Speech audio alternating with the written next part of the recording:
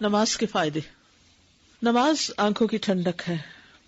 رسول اللہ صلی اللہ علیہ وسلم نے فرمایا اور میری آنکھوں کی ٹھنڈک نماز میں رکھی گئی ہے. ابن القیم کہتے ہیں مقصد یہ ہے کہ جس چیز کے ساتھ آنکھ ٹھنڈک محسوس کرتی ہے اس کا رتبہ اس چیز کی نسبت اونچا اور بلند ہوتا ہے جس سے انسان محبت کرتا ہے. تو اس دنیا میں نماز اللہ سے محبت کرنے والوں کی آنکھوں کی ٹھنڈک ہے، کیونکہ اس میں ایسی ہستی کے ساتھ سرگوشی کا معاملہ ہے کہ آنکھیں ٹھنڈی نہیں ہوتی، دل پرسکون نہیں ہوتے اور نفسوں کو سکون نہیں ملتا مگر اسی کی بارگاہ میں.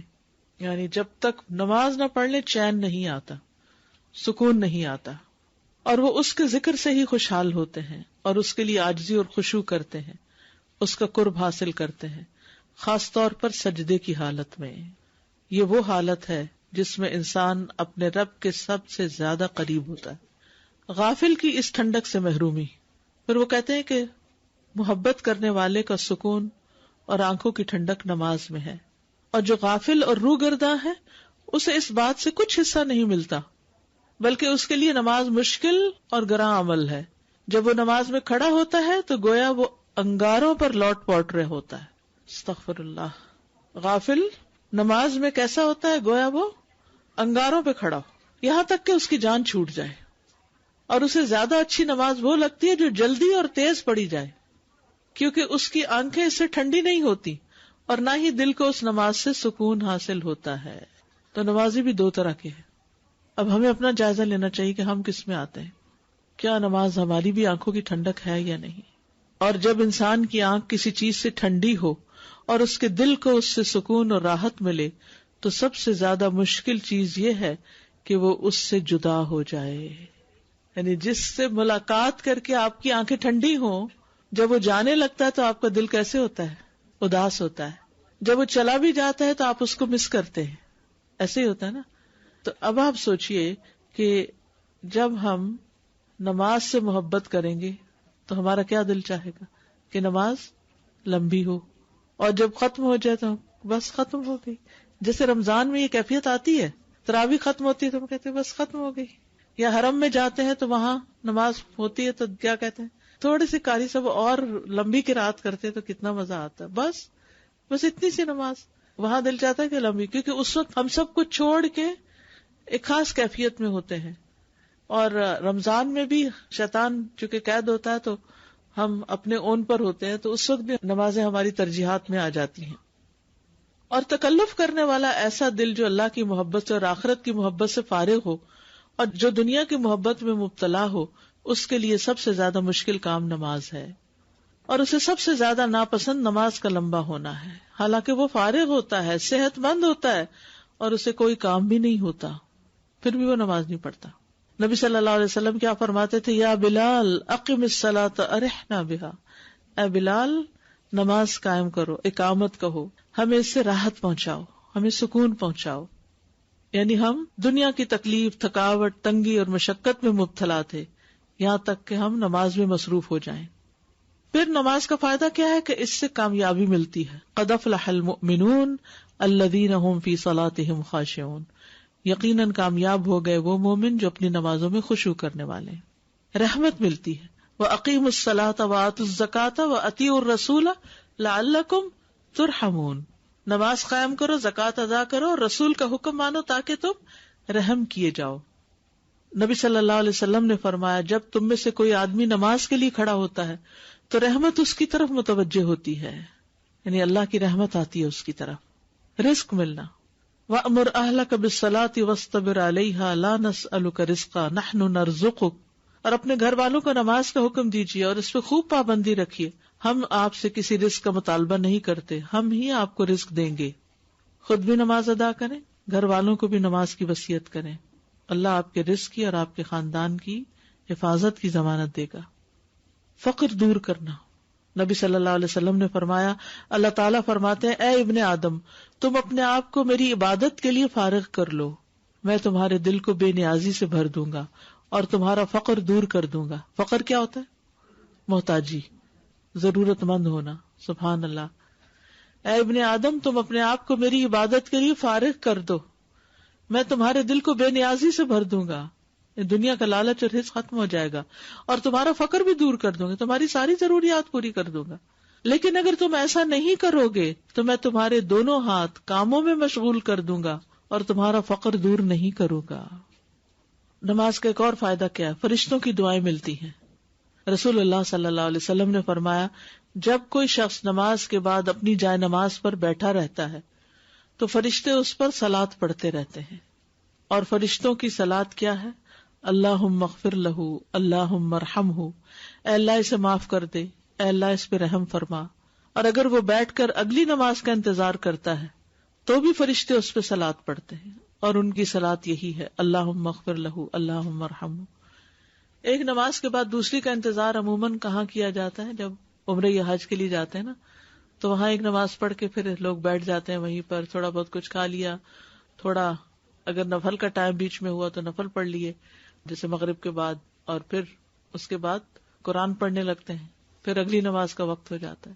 جتنی دیر یہ بیٹھتے ہیں لوگ ایک نماز سے دوسری نماز تک، فرشتے ان کے لیے دعائیں کرتے رہتے ہیں، دعائیں کرتے رہتے ہیں. فرشتے کیا دعا؟ اللہم اغفر لہ، اللہم ارحمہ، اللہ اس کو بخش دے، اللہ اس کو بخش دے، اللہ اس پہ رحم فرما. یقین مانیے اگر آپ کسی کو یہ جاب بھی دے دیں نا کہ میں تمہیں اتنے پیسے دوں گی، تم یہاں کھڑی رہو اور سارا وقت 1 گھنٹہ 1.5 گھنٹہ میرے لیے یہ 2 دعائیں پڑھو، دعا کرو، تو تھوڑی دیر کے بعد کہ میں تھک گیا ہوں، مجھے بریک چاہیے. لیکن ہمیں ان باتوں پہ یقین نہیں نا، اس لیے اس طرح کا کام کرنے کا بھی شوق نہیں. تو اعتکاف کا ایک فائدہ یہ ہے کہ اس میں انسان ایک نماز کے بعد دوسری نماز کا انتظار کرتا ہے، یہ کرنا چاہیے.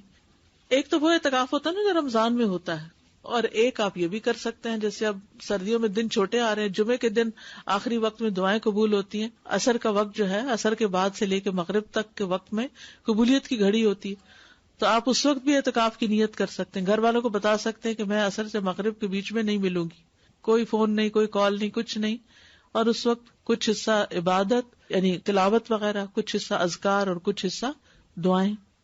پھر خوف اور غم سے نجات ملنا. ان الذین آمنوا وعملوا الصالحات واقاموا الصلاة وآتوا الزکاة لهم اجرهم عند ربهم ولا خوف علیہم ولا هم يحزنون. بے شک جو لوگ ایمان لائے اور انہوں نے نیک اعمال کیے اور نماز قائم کی اور زکوٰۃ دی، ان کے لیے ان کا اجر ان کے رب کے پاس ہے، ان پر نہ کوئی خوف ہے نہ وہ غمگین ہوں گے. اللہ کی مدد ملنا. یا ایھا الذین آمنوا استعینوا بالصبر والصلاۃ ان اللہ مع الصابرین. حذیفہ بیان کرتے ہیں کہ نبی صلی اللہ علیہ وسلم کو جب کوئی مسئلہ درپیش ہوتا تو نماز پڑھنے لگتے. اس بات کو اپنے لیے بھی لکھ لیجئے کہ ہر مسئلے کے پیش آنے پر نماز کی طرف رجوع کرنا ہے، اور دوسروں کو بھی یہی بتائیے، کیونکہ آپ سب دین پڑھتے ہیں نا، تو لوگ آپ سے ضرور اپنے مسائل ڈسکس کرتے ہوں گے. جب کوئی مسئلہ لے کر آئے تو اس کو آپ کیا کریں؟ نمازوں کی پابندی کریں. اگر آپ کو یاد ہو یہ بات کہ پہلے جیسے پیر وغیرہ اور جو بزرگ لوگ ہوتے تھے، لوگ جن کے پاس جا کے وظیفے وغیرہ لیتے تھے، تو وہ وظیفہ دیتے ہوئے ساتھ کیا کہتے تھے؟ 5 نمازوں کی پابندی کرنی ہے اور ہر نماز کے بعد یہ پڑھنا ہے. تو اب وہ جب 5 نمازوں کی پابندی ہو گئی اور پھر ہر نماز کے بعد وہ ذکر جو بھی دیں کر رہے ہیں، تو مسئلے تو حل ہو جائیں گے. تو ہم نماز کو نہیں سمجھتے کہ اس سے مسائل حل ہونے، ہم صرف وظیفے کو سمجھتے کہ اس سے مسائل حل ہونے. حالانکہ نماز سب سے بڑا ذریعہ ہے مسائل حل کرنے کا. یہ حدیث جو ہے کہ اذا حزبہ امر صلی، نماز سے اللہ کی حفاظت ملتی ہے. آپ نے فرمایا جس نے صبح کی نماز پڑھی وہ شام تک اللہ کے ذمے میں ہے، یعنی اللہ کی حفاظت میں ہے. پھر صحت و تندرستی بھی ملتی ہے. امام ابن قیم کہتے ہیں نماز جسم اور روح کی مشترکہ ورزش ہے. یہ جملہ بھی جمز میں لکھ لیجئے، نماز جسم اور روح کی مشترکہ ورزش ہے. اب دیکھیں یوگا میں بھی کیا ہوتا ہے، فزیکلی بھی ایکسرسائز کرتے ہیں اور ساتھ کچھ منتر ونتر پڑھتے ہیں، تو نماز اس سے کہیں بہتر ہے اگر صحیح طریقے سے پڑھی جائے. اس لیے کہ اس میں قیام، رکوع، سجود اور قعدہ کی مختلف حرکات ہوتی ہیں، اور آدمی ایک حالت سے دوسری حالت میں منتقل ہوتا رہتا ہے اور اس کی وضع قطع بدلتی رہتی ہے.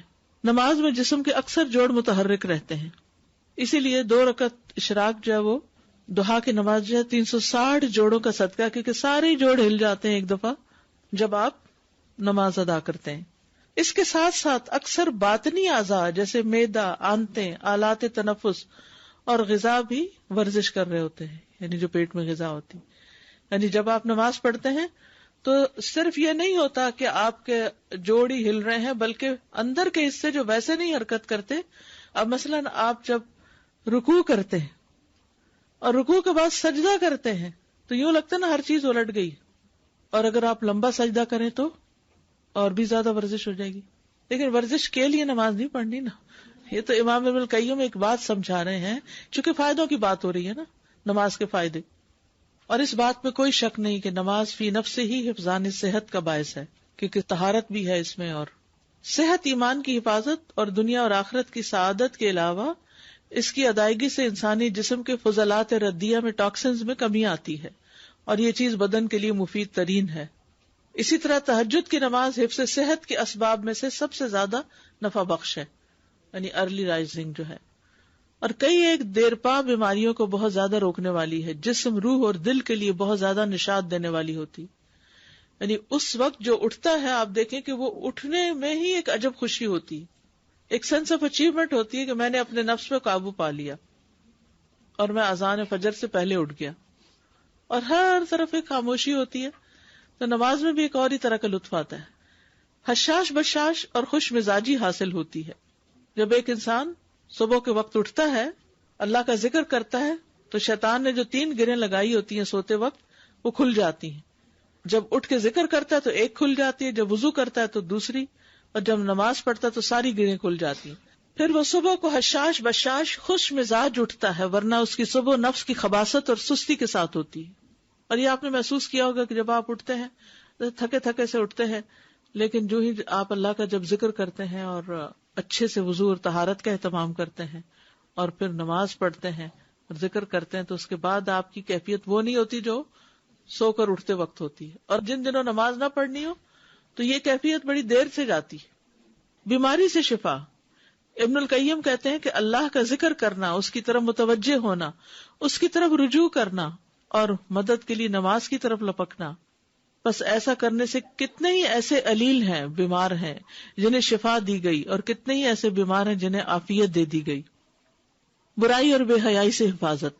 ان الصلاۃ تنہی عن الفحشاء والمنکر.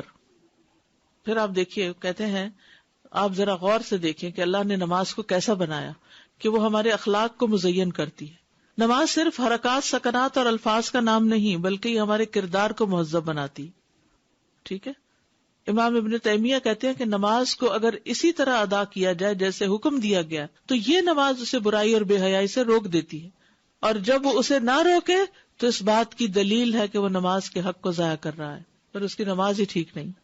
نماز سے روشنی ملتی ہے. نبی صلی اللہ علیہ وسلم نے فرمایا الصلاۃ نور، نماز نور ہے. غیر اخلاقی برائیاں دور ہوتی ہیں. سورۃ المعارج میں ہے، بلا شبہ انسان تھوڑ دلا بنایا گیا، جب اسے کوئی تکلیف پہنچتی ہے تو گھبرا اٹھتا ہے، اور جب مال ملتا ہے تو بخیل بن جاتا ہے، سوائے نماز ادا کرنے والوں کے، وہ جو اپنی نمازوں پر ہمیشگی کرنے والے ہیں، ہمیشہ نماز پڑھتے ہیں. ایک آدمی نبی صلی اللہ علیہ وسلم کے پاس آیا اور کہا فلاں آدمی رات کو نماز تو پڑھتا ہے لیکن صبح کے وقت چوریاں کرتا ہے. آپ نے فرمایا ان قریب وہ جو نماز میں کہتا ہے وہ اس کو چوری سے روک دے گا، یعنی اگر اس کی نماز ٹھیک ہو گئی تو چوری بھی ختم ہو جائے گی. آزمائشیں دور ہونا. حذیفہ کہتے ہیں کہ انسان کا وہ فتنہ جو اس کی بیوی، اولاد اور پڑوسی میں ہوتا ہے، نماز، صدقہ اور اچھی بات اس کے لیے کفارہ بن جاتا ہے. یعنی جو مصیبت آنے والی ہوتی ہے ان پر، وہ نماز کی وجہ سے چلی جاتی ہے. گناہ مٹ جاتے ہیں. ان الحسنات یذہبن السیئات، گناہ دھل جاتے ہیں. جب وضو کر کے انسان نماز مکمل کرتا ہے تو ایسے نکلتا ہے جیسے ماں کے پیٹ سے گناہوں سے پاک نکلا تھا. گناہ جھڑ جاتے ہیں. مسند احمد کی روایت ہے، مسلمان بندہ جب اللہ کا چہرہ چاہنے کے لیے نماز پڑھتا ہے تو اس کے گناہ اسی طرح جھڑ جاتے ہیں جیسے اس درخت کے یہ پتے جھڑ رہے ہیں. ایک اور حدیث میں آتا ہے بندہ جب نماز کے لیے کھڑا ہوتا ہے تو اس کے سارے گناہ لا کر اس کے کندھے پر رکھ دیے جاتے ہیں. تو جب بھی وہ رکوع کرتا ہے یا سجدہ کرتا ہے تو اس کے گناہ اس سے گر پڑتے ہیں، جیسے پتے جھڑتے ہیں، جیسے کوئی چیز کندھوں سے گر جاتی ہے، دھل جاتا ہے انسان. خشوع سے پڑھی گئی نماز پچھلے تمام گناہوں کا کفارہ ہے، پچھلے گناہوں کا کفارہ ہے، جب تک کبیرہ گناہ کا ارتکاب نہ کرے، اور یہ بات ہمیشہ کے لیے ہے. حدیث میں ہے کوئی مسلمان نہیں جس کی فرض نماز کا وقت ہو جائے پھر وہ اس کے لیے اچھی طرح وضو کرے اچھی طرح خشوع سے اسے ادا کرے اور احسن انداز سے رکوع کرے، مگر وہ نماز اس کے پچھلے گناہوں کا کفارہ ہوگی جب تک وہ کبیرہ گناہ کا ارتکاب نہیں کرتا. اور یہ بات ہمیشہ کے لیے کی آپ نے، یہ سب کے لیے ہے. فرض نماز ادا کرنے سے قدم قدم پر گناہ مٹنا اور درجات بلند ہونا ہے.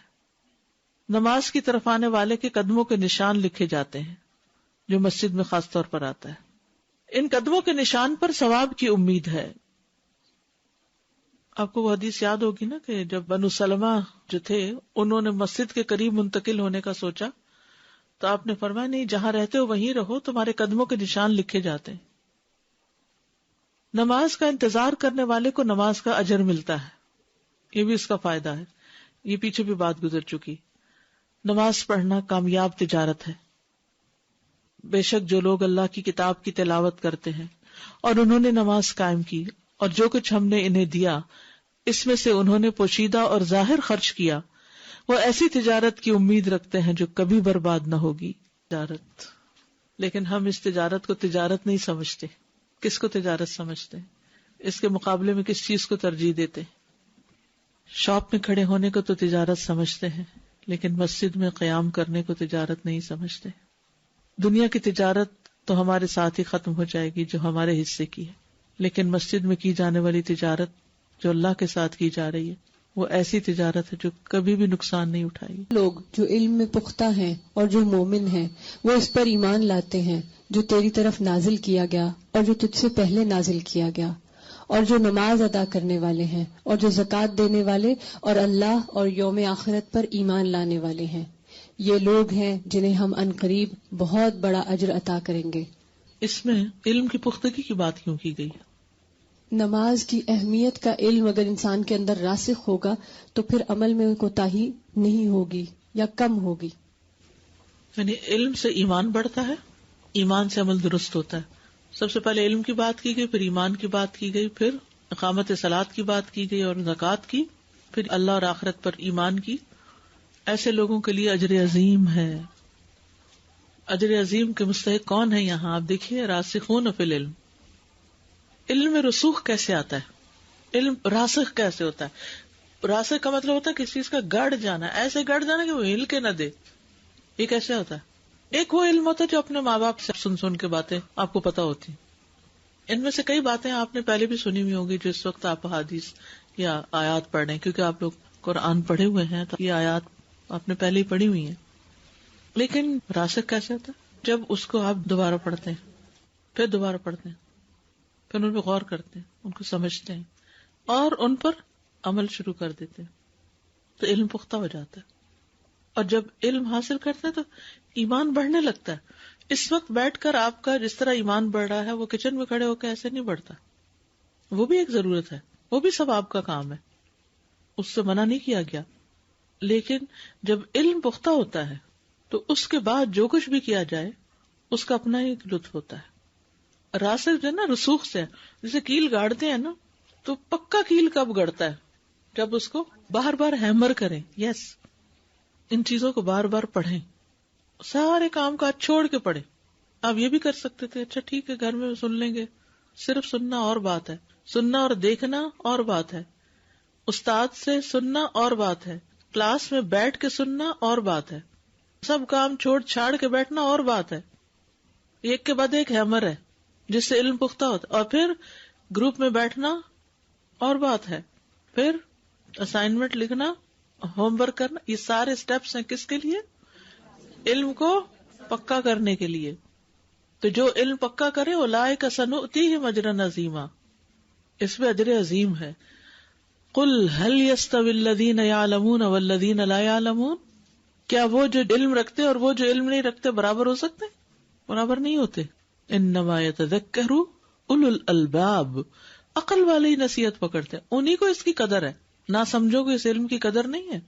استاذہ مجھے یہ بھی لگتا ہے کہ علم کے راسخ ہونے میں ایک عمل یہ بھی ہوتا ہے کہ جس علم کی طلب جتنی شدت کے ساتھ ہوگی پھر وہ علم اتنا ہی راسخ ہوگا. مطلب علم کو حاصل کرنے کے عمل میں 3 چیزیں ہوتی ہیں نا، ایک علم اٹ سیلف، پھر ایک اس کا طالب علم، اور پھر ایک اس کا معلم. تو یہ تینوں فیکٹرز اگر ایک ساتھ ملیں اور مطلب ان کا ایک کمبینیشن بنے تو ہی وہ علم پھر راسخ ہوتا ہے، پھر پختہ ہوتا ہے. استاد جیسے آپ پکانے کی بھی مثال دے رہے تھے یہاں پر، تو پکانے کے لیے بھی اگر ہم پکاتے ہیں اور بھی 2-4 کام کریں تو کھانا بھی خراب پکتا ہے، رائٹ؟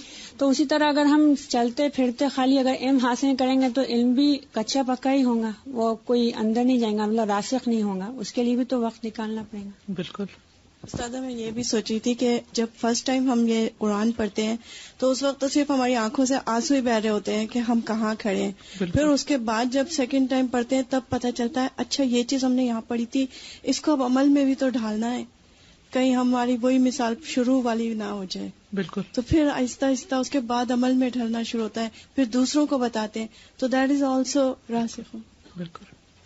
وہ ایک ویژول سا آ رہا تھا کہ راسخ وہ جو گڑنے والی بات ہے اور ٹھوکنے والی بات ہے. تو ساتھ میں سوچ رہی تھی کہ while we were growing up and all تو زیادہ تر دیوار پہ کچھ لگانا ہوتا تو کیل ٹھوکنا یا ڈرل کرنا اور اس کو واقعی مضبوطی ہوتی تھی. اب ہمارا پرابلم یہ کہ ہم تھم پنز والے لوگ ہو گئے، یہاں پہ تھم پن سے چیز لگاتے ہیں اور کام. تو علم کے حساب سے بھی ہم ایسے ہی ہو گئے ہیں، تھم پن سے اٹکا لیتے ہیں، کاپی پیسٹ کر لیتے ہیں چیزیں. We don't engrain it in our brains. ہم وہ ایفرٹ کرنا ہی نہیں چاہتے. پھر جب وہ بات یاد ہی نہیں رہتی تو عمل کہاں سے آئے گا؟ استاذہ ایک بات ہو رہی تھی کہ جیسے یہ ان کی بات ہے ٹھوکنے کی، تو یہاں کبھی ہم دیوار میں ٹھوکتے ہیں تو دیوار آگے سے گرنے لگ جاتی ہے. تو استاذہ میں یہ سوچی ہم اسی طرح غافل ہیں کہ ہم راسخ کرنے کی کوشش کر رہے ہیں لیکن راسخ نہیں ہو رہا، تو ہمیں کیا کرنا چاہیے؟ دل مضبوط کرنا چاہیے. جی ہاں بالکل، ماحول ضروری ہے. ہاں میں سوچی تھی کہ جیسے اس کے لیے قربانی دینا، جتنے ہم اس کے لیے ایفرٹ کرتے ہیں، قربانی دیتے ہیں، جیسے بچہ چھوٹا ہوتا ہے ماں اس کے لیے محنت کرتی ہے، اسی طرح سے ہم نے علم کے لیے بھی محنت کریں گے، قربانی دیں گے تو پھر ہم اس کو بھولتے نہیں ہیں. بالکل. آخر ایسے لوگ ہوتے ہیں نا، انہونی بات تو نہیں ہے نا کہ یہ ہو ہی نہیں سکتی. جی استاذہ، میں علم کے راسخ ہونے کی بات ہو رہی تھی تو مجھے ذہن میں یہ آ رہا تھا کہ ہمیں جب اپنی اسائنمنٹس یا کچھ بھی دوسرے علوم کے لیے کرنی ہوتی ہیں، جیسے کہ میڈیکل فیلڈ میں یا کسی میں بھی، تو ہم ہر چیز کو ہمیں ہوتا ہے کہ جی ایویڈنس بیسڈ نالج لے کے آنی ہے اور اس کے اکارڈنگلی جو بھی عمل کر رہا ہوگا ہم اسی ڈاکٹر کے پاس بھی جائیں گے جس کا ہمیں پتا ہو کہ جس کے پاس نالج ہے یا ایویڈنس بیسڈ اس کی پریکٹس ہے. لیکن جب اپنے ان علوم کی بات ہوتی ہے تو ہم لوگ سنی سنائی اور ہم اپنے آباء و اجداد اور جی وہ ویسے کرتے تھے تو ہم اسی پہ چل پڑتے ہیں. بیسیکلی اس میں بھی رسوخ تبھی آئے گا جب ہم خود ریسرچ کریں گے اور پھر اس کو پڑھیں گے اور پھر حوالوں کے ساتھ، لائک جیسے قرآن اور حدیث کے ریفرنسز کے ساتھ، کیونکہ ہمیں باقی اسائنمنٹس میں بھی ریفرنسز لانے ہوتے ہیں، peer reviewed, evidence based, everything, اس میں ہم بہت محنت کرتے ہیں. لیکن اس میں ہم لوگ وہ ایفرٹ نہیں لاتے ہیں، تو وہ جب تک وہ نہیں لائیں گے تو رسوخ نہیں آئے گا. بالکل. جزاک اللہ خیر. پھر نماز پڑھنے کا ایک فائدہ یہ ہے کہ نماز پڑھنے والوں کا اجر ضائع نہیں ہوگا. والذین یمسکون بالکتاب واقاموا الصلاۃ انا لا نضیع اجر المصلحین. اور جو لوگ کتاب کو مضبوطی سے پکڑتے ہیں، پھر علم کی بات ہو گئی، اور انہوں نے نماز قائم کی، یقیناً ہم اصلاح کرنے والوں کا اجر ضائع نہیں کرتے. پھر جہنم اور نفاق سے برات. رسول اللہ صلی اللہ علیہ وسلم نے فرمایا، جس نے 40 دن جماعت کے ساتھ نمازیں پڑھی اور امام کے ساتھ تکبیر اولا یعنی تکبیر تحریمہ پاتا رہا تو اس کے لیے 2 براتیں ہیں، ایک جہنم سے برات اور ایک نفاق سے برات. پھر نماز قبر میں بندے کی حفاظت کرتی ہے. میت کو جب اس کی قبر میں رکھا جاتا ہے تو وہ ان کے پلٹ جانے کے وقت ان کے جوتوں کی آواز سنتا ہے. سو اگر وہ مومن ہوتا ہے تو نماز اس کے سر کی طرف ہوتی ہے، روزہ اس کے دائیں طرف ہوتا ہے، زکوٰۃ اس کے بائیں طرف ہوتی ہے، اور دیگر نیک کام، صدقہ، نماز وغیرہ یعنی نوافل وغیرہ جو ہیں، لوگوں سے اچھائی کرنا اس کے پاؤں کے پاس سے ہوتے ہیں. سو اس کے سر کے پاس کی طرف سے آیا جاتا ہے. یعنی کوئی بلا آتی ہے، مصیبت آتی ہے تو نماز کہتی ہے میری طرف سے آنے کا راستہ نہیں. تو قبر میں بھی بندے کی حفاظت ہوتی ہے. قیامت کے دن چمکدار نور ہوگا ان کے لیے جو اندھیروں میں مسجدوں کی طرف جاتے ہیں، ان کے لیے مکمل نور کی خوشخبری ہے. قیامت کے دن آنکھیں ٹھنڈی کرنے کا باعث ہوگی. ابن القیم کہتے ہیں، دنیا میں جس کی آنکھیں اپنی نماز کے ساتھ ٹھنڈی ہوں گی، آخرت میں اسی کی آنکھیں اپنے رب کے قرب سے ٹھنڈی ہوں گی. اللہ، پھر وہی دیدار سے ٹھنڈک پائے گا. اگر دنیا میں ملاقات کے وقت کوئی سکون نہیں نماز پڑھ کے ملا تو وہاں کیا ملے گا؟ وضو اور سجدوں کی وجہ سے اعضاء کی چمک اور روشنی ہوگی. آپ نے فرمایا، اس دن میرے امتیوں کے پیشانیاں سجدوں کی وجہ سے روشن اور وضو کی وجہ سے ان کے اعضاء چمک رہے ہوں گے. قیامت کے دن برہان اور نجات کا ذریعہ ہوگی. آپ صلی اللہ علیہ وسلم نے نماز کا ذکر کرتے ہوئے فرمایا، جو شخص اس کی حفاظت کرے گا تو یہ اس کے لیے قیامت کے دن روشنی، دلیل اور نجات کا باعث بن جائے گی. نمازوں کی کثرت سے نبی صلی اللہ علیہ وسلم کی صحبت نصیب ہوگی. ایک شخص کو آپ نے کہا کہ مانگو کیا مانگتے ہو، تو اس نے کہا جنت میں آپ کا ساتھ چاہتا ہوں. فرمایا کچھ اور؟ اس نے کہا بس یہی. تو آپ نے فرمایا اپنے معاملے میں سجدوں کی کثرت کے ساتھ میری مدد کرو، یعنی سجدے زیادہ کرو گے تو پھر وہاں حاصل ہوگا وہ جو تم چاہتے ہو. آگ سے بچانے والی.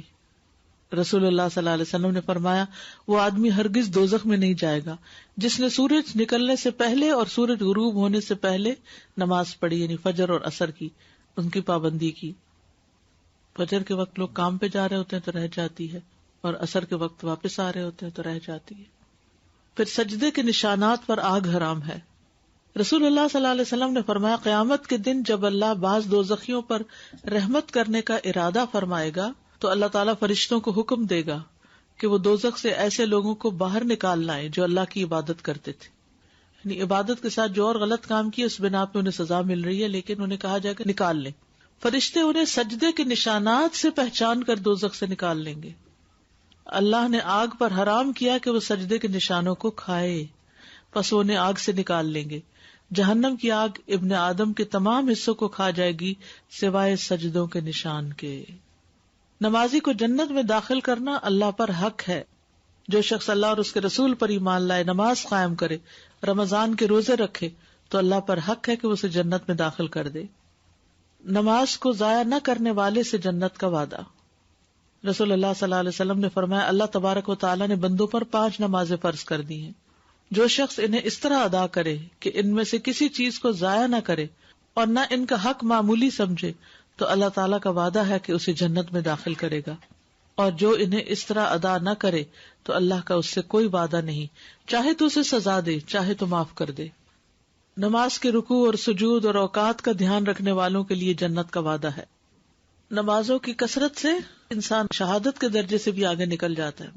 دیکھیں نا، من النبیین والصدیقین والشہداء والصالحین، تو صدیقین کے درجے کو انسان پہنچ جاتا ہے، کیونکہ نماز ایک ایسی چیز ہے نا کہ جس سے انسان اپنی سچائی کو ثابت کرتا ہے. ابو ہریرہ کہتے ہیں کہ قبیلہ قزاع کے خاندان بلی کے 2 شخص نبی صلی اللہ علیہ وسلم پر ایمان لائے. جب ریسنٹلی ہم نے پڑھا ہے، یمن کا قبیلہ تھا نا قزاع، بنو ازرا اور بنو القین اور بلی. ان میں سے ایک تو جہاد کرتے ہوئے شہید ہو گیا اور دوسرا اس کے بعد 1 سال مزید زندہ رہا. طلحہ بن عبید اللہ کہتے ہیں میں نے خواب میں دیکھا کہ وہ شخص جس کا 1 سال بعد انتقال ہوا ہے اس شہید سے پہلے جنت میں داخل ہوا ہے. مجھے اس پہ بہت تعجب ہوا. صبح کسی نے رسول اللہ صلی اللہ علیہ وسلم کو اس خواب کے بارے میں بتایا تو آپ نے فرمایا کیا اس نے اس کے بعد رمضان کے روزے نہیں رکھے اور سال بھر کی فرض نمازوں کی 6000 اور اتنی زیادہ رکعتیں نہیں پڑھی؟ تو جس کی نمازیں زیادہ اس کا جنت میں داخلہ بھی پہلے. VIP ہے نا ایسے لوگ، اور جو نوافل اور سنتیں اور یہ سب ادا کرتے ہوں، تو نمازوں کے پوائنٹس بڑھانے کی فکر کریں. جنت کے ہر دروازے سے لے جانے کا باعث. عبداللہ ابن عمر کہتے ہیں رسول اللہ صلی اللہ علیہ وسلم ممبر پر چڑھے اور فرمایا نہیں میں قسم کھاتا ہوں، نہیں میں قسم کھاتا ہوں، نہیں میں قسم کھاتا ہوں. پھر نیچے اتر گئے اور فرمایا خوش ہو جاؤ، خوش ہو جاؤ، بے شک جس نے 5 نمازیں پڑھی اور کبیرہ گناہوں کا ارتکاب نہ کیا وہ جنت کے جس دروازے سے چاہے گا داخل ہوگا. اور کبیرہ گناہ کیا؟ والدین کی نافرمانی، اللہ کے ساتھ شرک کرنا، جان کا قتل کرنا، پاک دامن عورت پر زنا کی تہمت لگانا، یتیم کا مال کھانا، جنگ سے بھاگنا، سود کھانا. خوبصورت بالا خانوں کا حصول. رسول اللہ صلی اللہ علیہ وسلم نے فرمایا جنت میں ایسے بالا خانے بھی ہیں جن کا اندرونی حصہ باہر سے نظر آتا ہے اور بیرونی حصہ اندر سے نظر آتا ہے. دنیا میں جیسے گلاس کے ہوتے ہیں، گلاس ہاؤس. ایک دیہاتی نے پوچھا یا رسول اللہ صلی اللہ علیہ وسلم یہ کس کے لیے ہیں؟ فرمایا اس شخص کے لیے جو اچھی بات کرے، کھانا کھلائے، اور جب لوگ رات کو سو رہے ہوں تو صرف اللہ کے لیے نماز ادا کرے، تو اس کے لیے خوبصورت محلات ہیں. آپ دیکھیں کہ دنیا میں ایک اچھا گھر لینے کے لیے، ایک اچھا کانڈو لینے کے لیے جس میں خوب دھوپ آتی ہو، روشنی بھی بہت ہو، بہت اوپر ٹاپ پر ہو، لوگ دن اور رات کی 2 جابس کرتے ہیں، راتوں کی نیند قربان کر کے بھی جاب کرتے ہیں. تو یہ دنیا کے گھر کی قیمت ہے، تو جنت کے گھر کی بھی کوئی قیمت ہے نا. بالا خانوں کی بات ہو رہی تھی تو لوکیشن کے لحاظ سے جو بہت چھوٹے چھوٹے studios 300-400 square feet which is a very very small room اگر پرائم ایریا میں ہے کسی ڈاؤن ٹاؤن میں ہے تو اس کی قیمت بلینز میں ہوگی. سبربز میں اگر وہی چیز ہو تو نسبتاً کم میں مل جائے گی. تو جنت کا ویو اور وہ ساری چیزیں ہم ذہن میں رکھیں اور پھر بالا خانے کی قیمت. اچھی بات. اور کھانا کھلانا اور لوگ جب رات کو سو رہے ہوں تو صرف اللہ کے لیے نماز. اب جہاں کھانا کھلانے کی بات ہے نا تو ہم سب خواتین جو پکاتی ہیں اور کھلاتی ہیں وہ اس چیز کو اگر ذہن میں رکھ کے کریں تو ماتھے پہ بل نہ آئے اور منہ سے کوئی بات نہ نکلے. ورنہ ہم کیا کرتے ہیں, پکا بھی رہے ہوتے ہیں اور سارا وقت بول بھی رہے ہوتے ہیں اور برتن لگاتے ہوئے اٹھا کے بھی رکھ رہے ہوتے ہیں. کوئی بھی اجر کمانا, کوئی بھی چیز حاصل کرنا آسان تو نہیں نا. تو بے صبری سے ہم سب کچھ یہیں ضائع کر دیں. تو کیوں نہ ہم اس چیز کو نیت میں رکھ کے, یہ حدیث کچن میں لگی ہونی چاہیے. جنت میں ایسے بالا خانے ہیں جن کا اندرونی حصہ باہر سے اور باہر کا اندر سے نظر آتا ہے. تو ایک بدو نے پوچھا, یا رسول اللہ یہ کس کے لیے ہیں؟ فرمایا ہر اس شخص کے لیے جو اچھی بات کرے. اب کیا کرنا ہے کچن میں؟ اچھی بات کرنی ہے, کھانا خوشی سے کھلانا ہے, اور جب رات کو سب گھر والے سو رہے ہوں تو نماز کے لیے چپکے سے اٹھ جانا ہے. دنیا میں اگر گھر نہیں بھی تو وہاں شوق پورا ہو جائے گا. اور یہ تو جتنا مرضی بڑا گھر بنا لے, جانا ہی جانا ہے, ہاتھ سے نکلنا ہی نکلنا ہے. آپ نے دیکھا ہوگا ماں باپ محنت کر کر کے گھر بناتے اور بوڑھے ہوتے ہیں تو بچے ان کو اولڈ ہوم میں چھوڑ آتے, اپنے ہی گھر سے نکال دیتے. ان گھروں کی تو یہ حقیقت ہے جن کے لیے ہم ساری زندگی کام کرتے ہیں اور اس گھر کے لیے ہم محنت نہیں کرتے. نماز تو ایک حصہ ہے, باقی دو کام تو روز ہی کر رہے ہیں نا, ان کو اچھا کر لیتے ہیں, ذرا خوشی سے کر لیتے ہیں. جنت میں بلند درجات کا باعث ہے نماز. مخارق کہتے ہیں ایک مرتبہ ہم لوگ حج کے ارادے سے نکلے. جب ہم مقام ربضہ میں پہنچے تو میں نے اپنے ساتھیوں سے کہا تم آگے چلو, اور میں خود پیچھے رہ گیا. میں ابو ذر کی خدمت میں حاضر ہوا رضی اللہ عنہ. وہ اس وقت نماز پڑھ رہے تھے. میں نے ان کو طویل قیام اور کثرت سے رکوع اور سجود کرتے ہوئے دیکھا. میں نے ان سے اس چیز کا تذکرہ کیا تو انہوں نے فرمایا کہ میں اپنی طرف سے بہتر میں کوئی کمی نہیں کرتا. میں نے رسول اللہ صلی اللہ علیہ وسلم کو یہ فرماتے ہوئے سنا ہے, جو شخص ایک رکوع یا ایک سجدہ کرتا ہے اس کا ایک درجہ بلند کیا جاتا ہے اور اس سے اس کا ایک گناہ معاف کر دیا جاتا ہے. تو جنت میں اونچے سے اونچے درجات سجدوں کی کثرت سے ہیں. نماز سے درجوں کی بلندی. معدان کہتے ہیں کہ میں رسول اللہ صلی اللہ علیہ وسلم کی آزاد کردہ غلام صوبان سے ملا اور میں نے عرض کیا کہ آپ مجھے ایسے عمل کی خبر دیں جس کے کرنے سے مجھے اللہ جنت میں داخل کر دے. یا میں نے کہا کہ مجھے اللہ کے نزدیک سب سے پسندیدہ عمل کے بارے میں خبر دیں, تو وہ خاموش رہے. پھر میں نے پوچھا تو وہ خاموش رہے. پھر میں نے تیسری مرتبہ پوچھا تو انہوں نے فرمایا میں نے رسول اللہ صلی اللہ علیہ وسلم سے اس بارے میں سوال کیا تو آپ نے فرمایا تم پر اللہ کے لیے سجدوں کی کثرت لازم ہے. تم جب بھی کوئی سجدہ کرتے ہو تو اللہ اس سجدے کے سبب سے تمہارا ایک درجہ بڑھا دیتے ہیں, ایک گریڈ میں اضافہ, اور اس کے ذریعے تمہاری ایک خطا مٹا دیتے ہیں. پھر نماز جہنم سے نکلوانے کا ذریعہ ہے. نبی صلی اللہ علیہ وسلم نے فرمایا تم لوگ آج کے دن اپنا حق لینے میں جتنا تقاضا اور مطالبہ مجھ سے کرتے ہو اس سے کہیں زیادہ اس وقت مومن جبار سے کریں گے, یعنی اللہ تعالیٰ سے, جب وہ دیکھیں گے کہ اپنے بھائیوں میں سے صرف انہیں نجات ملی ہے اور باقی سارے دوست چلے گئے جہنم میں. تو وہ عرض کریں گے اے ہمارے رب, ہمارے بھائی ہمارے ساتھ نمازیں پڑھتے تھے, ہمارے ساتھ روزے رکھتے تھے, ہمارے ساتھ نیک عمل کرتے تھے, انہیں دوزخ سے نجات عطا کر. تو اللہ تعالیٰ فرمائے گا جاؤ جس کے دل میں ایک دینار برابر ایمان پاؤ اسے دوزخ سے نکال لاؤ. اور اللہ ان کے چہروں کو آگ پر حرام کر دے گا. وہ آئیں گے اور دیکھیں گے کہ کچھ تو قدموں تک غائب ہوں گے اور کچھ نصف پنڈلی تک دوزخ میں ہوں گے, جنہیں وہ پہچان لیں گے, انہیں وہاں سے نکال لائیں گے, پھر واپس آئیں گے. تو اللہ تعالیٰ ان سے فرمائے گا جاؤ جس کے دل میں نصف دینار کے برابر ایمان اسے بھی نکال لاؤ. تو جس کو وہ پہچانتے ہوں گے نکال لائیں گے. پھر جب واپس آئیں گے تو اللہ تعالیٰ فرمائیں گے جس کے دل میں ذرہ برابر بھی ایمان ہو اسے بھی نکال لاؤ. چنانچہ وہ جنہیں پہچانیں گے انہیں وہاں سے نکال لائیں گے. ابو سعید نے کہا اگر میری تصدیق نہیں تم کرتے تو یہ آیت پڑھو ان اللہ لا یظلم مثقال ذرۃ وان تک حسنۃ یضاعفها. بے شک اللہ ایک ذرے کے برابر بھی ظلم نہیں کرتا. اگر کوئی نیکی ہو تو اسے دگنا کر دے گا. یعنی اگر کسی کے دل میں رائی برابر بھی ایمان ہوگا تو اللہ سبحانہ وتعالیٰ اسے جہنم سے بالآخر نکال لے گا. لیکن جہنم سے نکالے کون جائیں گے؟ جن کے چہروں پر، جن کے اعضائے نماز پر نشان ہوں گے.